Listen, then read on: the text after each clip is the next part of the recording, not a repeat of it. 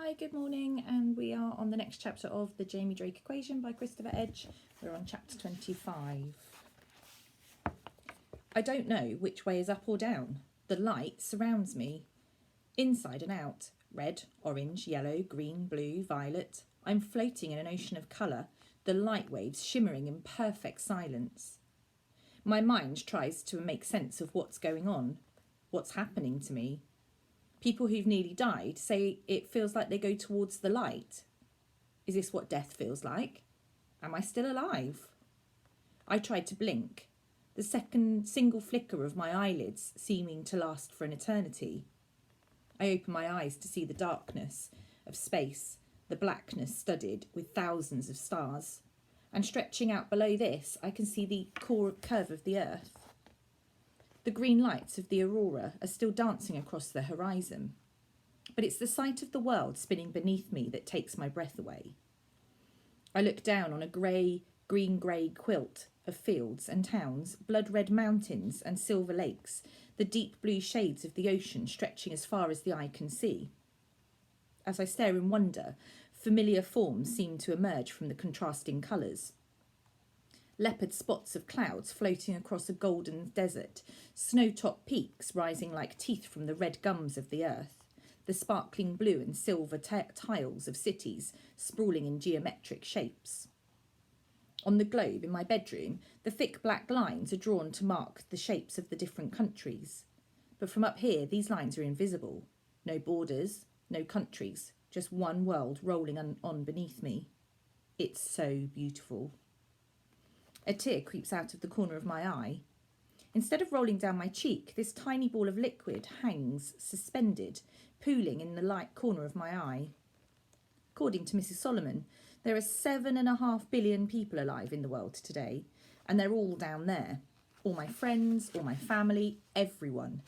Everyone I've ever met, everyone I've ever watched on TV, everyone that I love, Mum, Dad, Charlie, everyone except for one person. Pushing myself away from the observation window, I spin around. Floating weightlessly, my eyes slowly adjust to the bright interior of the launch platform. And that's where I see Dad. He's standing in front of the light swarm delivery system, all its drawers now fully loaded, except one. Resting in the palm of Dad's hand, I see the diamond shape of the final light swarm probe. Calling out his name, I push myself forward, soaring through the empty air towards him. My mind whirls as my stomach flips, my sensation dizzying. I'm flying like a superhero, and I'm going to save my dad. I keep waiting for him to turn around, but Dad just stays frozen, motionless. The black hole thuds inside my chest. I reach out my hands to stop myself from flying straight past Dad, one hand still holding onto my mobile phone. Grabbing hold of the edge of the light swarm delivery system, I come to a stop with a sickening lurch, spinning around until I'm facing Dad. His head is bent over the light swarm probe, the expression on his face set in a picture of concentration as he prepares to slide the black chip into the nano spacecraft. He looks like he does when he reads the instructions on my Lego kits, making sure we've got all the pieces sorted before we start the build. I brush the tear from my eye. This tiny ball of liquid floating free in front of me. Dad, I say again, waiting for him to lift his head to see me there. It's me, Jamie. I've come to take you home.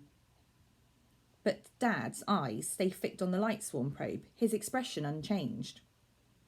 I hold up my mobile phone, my hand glowing with the same golden light that the spiral on the home screen. What's the matter with my dad? I plead. Why can't he hear me? Buzz's voice hums in my ear. You are travelling at the speed of light, Buzz replies. Every atom of your being is vibrating at 299,792,458 metres per second as the light swarms inside you. Time is dilated. For you, your dad appears to be frozen as you see time passing infinitely more slowly for him. You only have a moment, a lifetime, before the light inside you returns to its source. My brain hurts as I try to wrap my head around Buzz's explanation. Nothing makes sense anymore to me. Buzz is super advanced alien intelligence and I'm just a kid.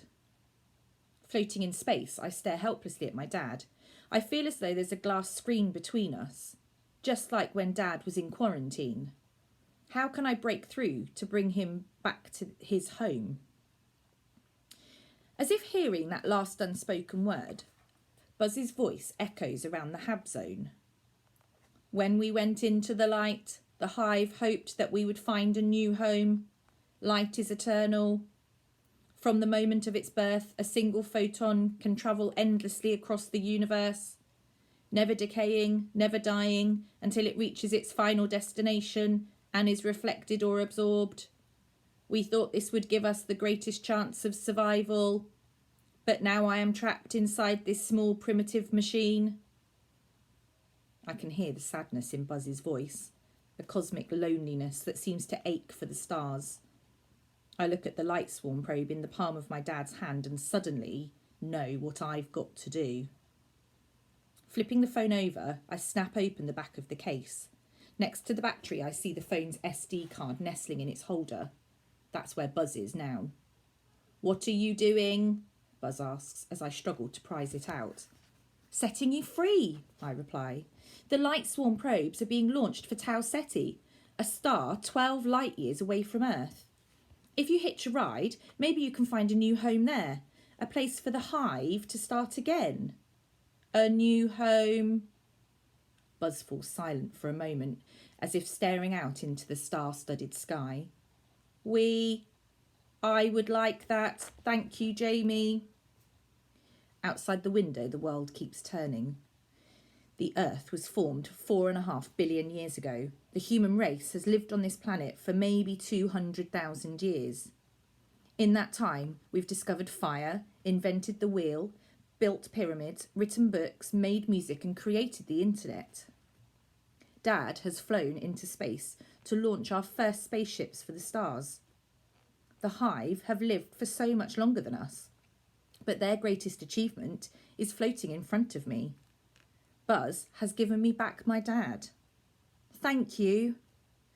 Inside my head, I feel a strange buzzing vibration, and as I look down at my hands, I see the light start to shine through. I don't have much time. Sliding the SD card out of my phone, I reach out to take the light swarm probe.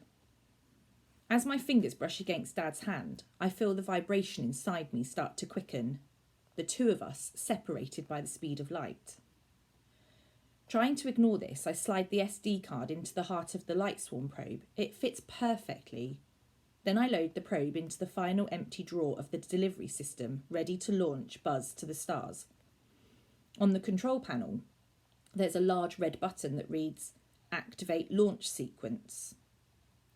The humming sound inside my head sharpens to a high-pitched whine. Buzz said I had a moment, a lifetime, but it looks like this is almost over. I feel myself starting to unravel, the photons of light that are holding me slowly being tugged apart. With a desperate lunge, I push the red button as spidery beams of light start to vent from my fingers. Above the buzzing noise, I hear a hydraulic hiss that tells me that the light swarm probes are launching. I've done it. I've given Buzz the chance to survive, but I think it might be too late for me. I'm falling to pieces, my body collapsing into light itself, and there's only one person who can save me. Turning towards Dad, I wrap my arms around him, burying my face in the folds of his bulky spacesuit.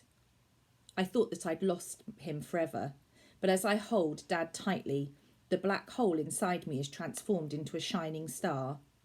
I hear his voice soft in my ear. "Jamie." The star suddenly bursts into a supernova. A brilliant light, brighter than the entire galaxy, surrounds us. And then we are gone. So last chapter tomorrow. Stay safe. See you tomorrow. Bye.